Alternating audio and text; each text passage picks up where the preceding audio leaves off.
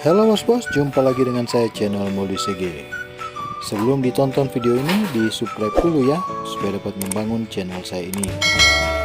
Oh ya, kali ini saya ingin membagikan cara mengganti Dr. Vaskes yang ada di JKN Mobile. Pertama, masuk di dalam menu JKN Mobile, kemudian pilih berubah data peserta. Kemudian kita akan pilih dokter mana yang akan kita ganti. Terlebih dahulu kita pilih daerah mana yang akan kita pilih.